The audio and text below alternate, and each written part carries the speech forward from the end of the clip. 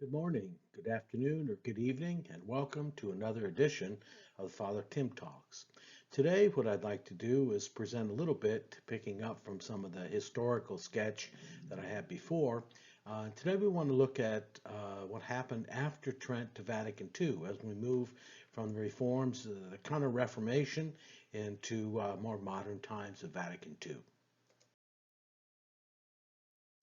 There were several movements that were going on in the 17th and 18th century that kind of left us with some interesting questions for the church. And so some of these movements that were going on that led to Vatican I were something called ultramontanism. Literally means beyond the mountains. And this began in the 16th century, where the claim some were trying to kind of bolster up the authority of the Pope, maintained that the Pope is supreme authority in all things, not just spiritual things, but all things. And some suggest that this led to support for the major idea that came out of Vatican I, which was papal infallibility. And this combats movements in national churches toward independence, as we saw in the Protestant Reformation with the Church of England. Henry VIII wanted to maintain the base of his leadership in the church in England.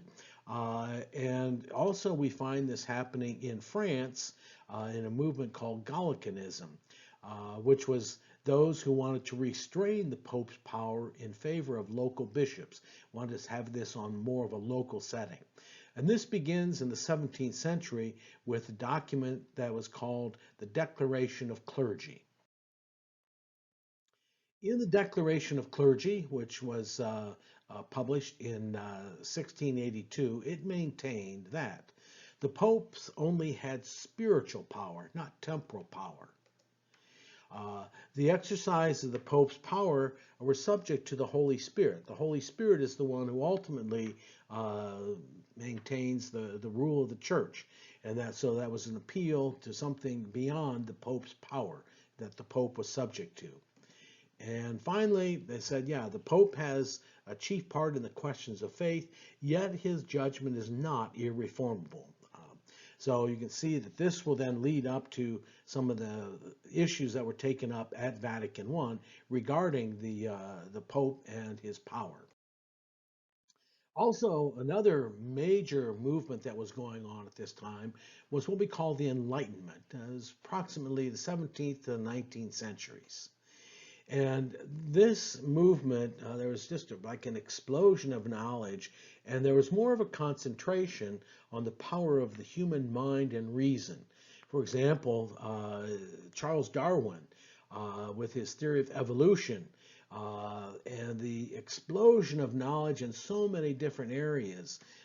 It was just a tremendous explosion of what we had of knowledge and what we learned and knew about human persons and the universe.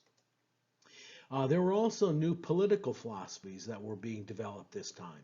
For example, socialism, communism, and rationalism were some of the philosophical the political philosophies that were being developed during this Enlightenment period as well. This led to a movement of what we call modernism. And one of the ones who kind of looked at it, the father of modernism, is Jean-Jacques Rousseau in 1769. He was thought to be the first modernist philosopher. Rousseau wanted to appeal to reason alone.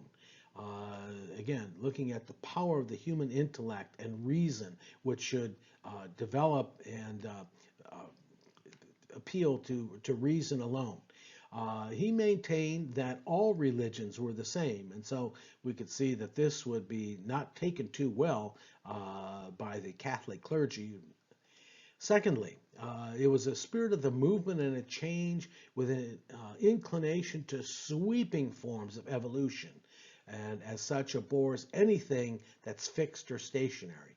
Again, you can see where Charles Darwin in his theory of evolution said that the theory of evolution would appeal to all kinds of knowledge and not just, to humans. So there was nothing really that was fixed or stationary, and it kind of abhors anything that was seen as absolute.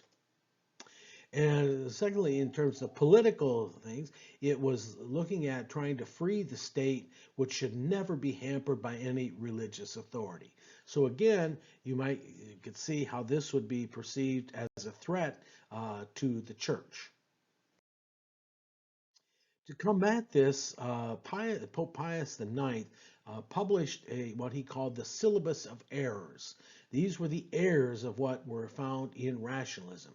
They listed 80 of these, and this was promulgated or published on December 8th of 1864.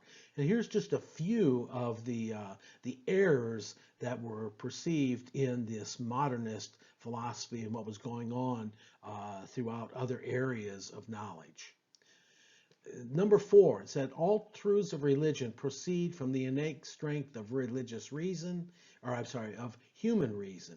Hence, reason is the ultimate standard by which man can and ought to arrive at the knowledge of all truth of every kind. This would have been seen as an error in what was the perception by the church and the Pope.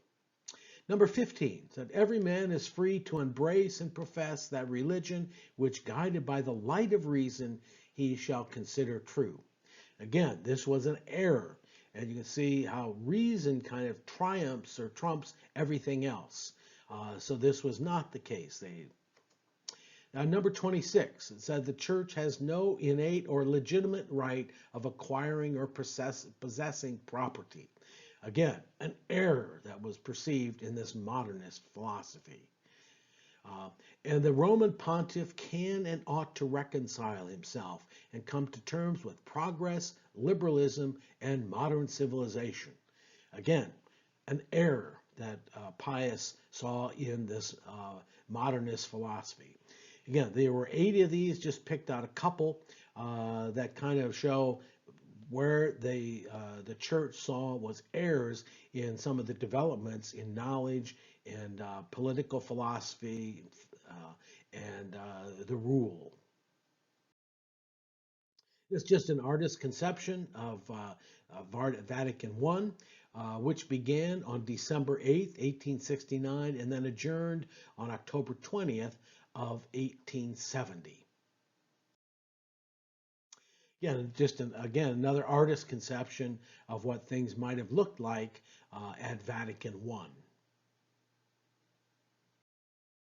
At Vatican I, the church, again, similar to what we found in Trent, found herself in a defensive posture again. Some of the major issues was, number 1, the authority of the Pope, both in temporal and spiritual affairs.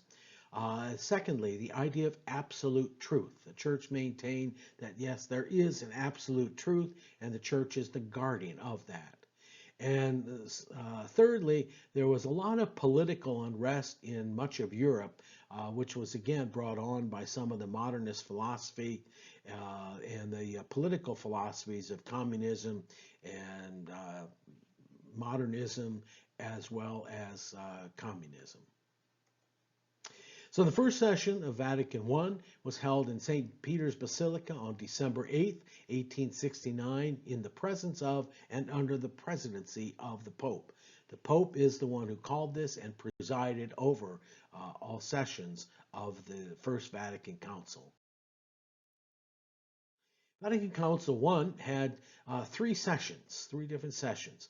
There were two purposes of why the council was called. Number 1 was to affirm what was said in the Syllabus of Errors, and secondly, to define papal infallibility, that the Pope can speak without error. It was to combat a lot of these modernist threats to what were perceived against the church. Two constitutions were issued by the First Vatican Council. The first one was Dei Filius, which was the dogmatic constitution on the Catholic faith, and the second was Pastor Aeternus, or the Constitution on the Church of Christ. So those were the two documents that were issued from Vatican I. Pope Pius IX. Pope Pius IX was actually a pretty popular pope. He was born Giovanni Maria Masti Ferretti, and he was pope from June 16th, 1864 to his death in 1878. He is the longest reigning pope. Interesting, a little trivia. The second longest reigning pope was John Paul II. Pius IX is also the one that defined the dogma of the Immaculate Conception in 1854. And so I thought that would kind of appeal to us here at Immaculate Conception Church. And he was the last pope to rule as the sovereign or the governor of what were the papal states. What were the papal states? Well, after the Treaty of Versailles in 1815, you can see on the left the green territory there. That was the Papal States. These were governed by the Pope. So you can see it was a pretty large chunk of Italy. After that, in 1860, in the orange, you can see those were annexed back to Italy. And then in 1870, the lighter yellow there was given back to Rome. So the Pope no longer governed these papal states. As I mentioned, the big thing for Vatican I was the idea of papal infallibility. Now, just set a little context here. There were approximately 1,050 prelates or bishops throughout the world. So much different, much fewer than what we have today, as you will see coming up a little later. One of the cardinals, in terms of the debate about papal infallibility, Cardinal Guidi, wanted a clause in there for the Pope to say that he must examine the tradition prior to any infallible statement. Well, this was seen as an affront to Pius IX, to which he responded, Tradizione, la tradizione son io, which means tradition, I am the tradition. The vote on the papal document which came from Pius was 433 to 2. Now, 60 bishops had left town fearing for their safety because of some of the uprisings that were happening around Rome. But you see, it was less than half of the bishops throughout the world had voted in favor of this idea of papal infallibility. So what exactly was defined? This is the document on papal infallibility. It says the Pope can speak infallibly without error when he, quote, speaks ex cathedra. That is, when in the exercise of his office as shepherd and teacher of all Christians, in virtue of his supreme apostolic authority, he defines a doctrine concerning faith or morals to be held by the whole church. He possesses, by divine assistance promised to him in Blessed Peter, that infallibility which the divine Redeemer wills his church to enjoy in defining doctrine concerning faith or morals. Now there's 3 points, as you might guess from the different color font there, that are important in this definition of infallibility. Number 1 is he speaks ex cathedra, from the throne, from the seat of his teaching office in Rome. Secondly, it's confined to faith or morals, and it is to be held by the whole church. So it's not just, it has to be to the whole church, not to any particular church or country. So those 3 conditions have to be met in terms of when we look at papal infallibility. An interesting sort of a little kind of dirt that was going on at this time. Not all things were all upright, as we saw like in the leading up to the Council of Trent. Father August B. Hassler in 1977 wrote an article stemming from a book that was called Pius IX, Papal Infallibility in the First Vatican Council by Anton Hirschman. He says at one point he, Pius IX, had Vatican police search the rooms of the bishops who opposed him. Interesting. It reports also that Pius denounced opponents of infallibility variously as donkeys. There's another legend that's told that whether this is true or not, but this is what Hertzman notes. In a screaming fit of anger, he, Pius, put his foot on the head of a kneeling cardinal and then lifted the man up by his ears who was opposing this idea of papal infallibility. And then it says, during the proceedings, a thunderstorm broke out over the Vatican, and amidst the thunder and lightning, the Pope promulgated the new dogma, it says, like Moses promulgating the new law on Mount Sinai. So, you can see, this was not without its detractors that we have that the decree of infallibility was brought forth. Again, this was an artist's conception here. You can see kind of the light of going down on the Pope um, during Vatican I. Again, just an artist's conception of this. Now, this was then the rule of the church up until Second Vatican Council. Second Vatican Council began on October 11th of 1962 and adjourned on December 8th, 1965. And for many of us, we remember this from the days of our youth. It literally changed things. Vatican II was called by Pope St. John the 23rd on January 25th, 1959.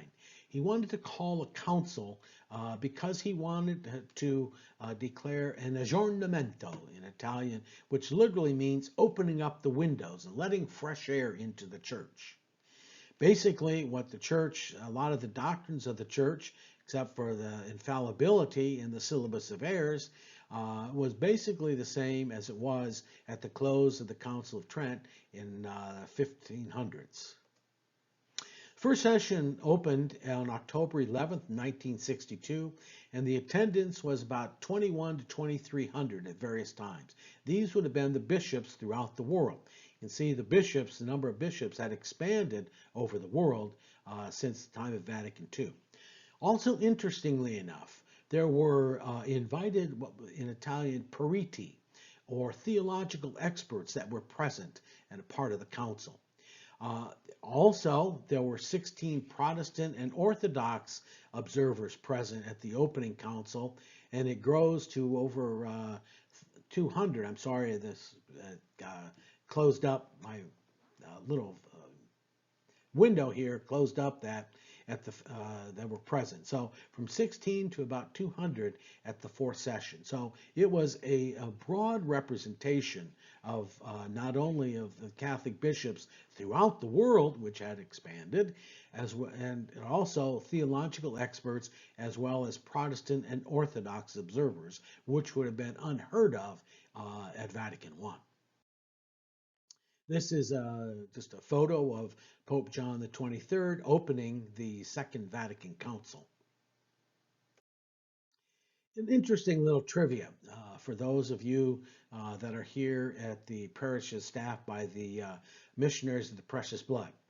Now, prior to the start of the Second Vatican Council, Pope St. John the 23rd went to this little church, pictured here at the right, and asked for the intercession of St. Gaspar del Bufalo, who was the founder of the Missionaries of the Precious Blood, for the success of the Second Vatican Council. So, a little connection there that my community has with the Second Vatican Council. Pope John the 23rd was a great admirer of St. Gaspar, and so he went to pray for his intercession. And here you can see a couple of photos here of John the 23rd at the church Santa Maria in Trevi. That little church is located right near the Trevi Fountain in Rome. And here's a plaque that stands at the back of the church here that notes, obviously in Italian, of John the 23rd's little pilgrimage to San Maria in Trevi. And at San Maria in Trevi, this is where the body of Gaspar del Bufalo, the founder of the Missionaries of the Precious Blood, lays in state. And you see a picture of his tomb there. So at Vatican II, the process was very different than what we find at Vatican I and any other councils of the Church. There were various commissions that proposed schema on the various issues that were going to be taken up by the Council Fathers.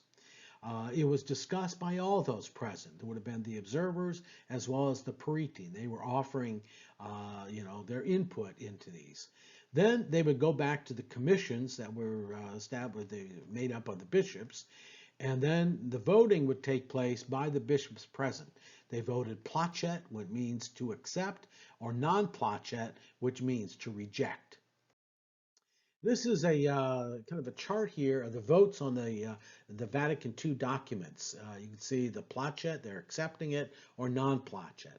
The document on the liturgy, the Constitution on the liturgy, was the first one to be issued by the Council, and that was approved, as you see, by 2,147 yes to only against 4. And you can see most of these overwhelmingly were approved by the Council Fathers. The only one that was kind of had some degree of opposition was the document on the media, and some were suggesting that it didn't go far enough and that it needed some work. But outside of that, you see, most of the documents here were approved by an overwhelming majority of the bishops there present. Even religious liberty, which was very kind of radical for its time, had only 70 opposition. And the church in the modern world, again, had about 75 votes against it, but 2309 voted in favor. The document of the non-Christians, again, garnered some opposition, but it still passed overwhelmingly 22-21 to 88. So these were the documents, again, that were issued by Vatican II, which is the church that we are part of in this day and age.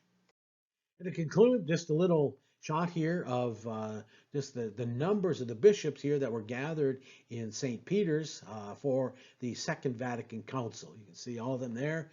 It was quite of a massive gathering at the Second Vatican Council. So this concludes my little brief survey, albeit very kind of limited in some of the movement from the Council of Trent to Vatican II to the church where we are today. I hope you enjoyed this little presentation and look forward to welcoming you back to another Father Tim Talks.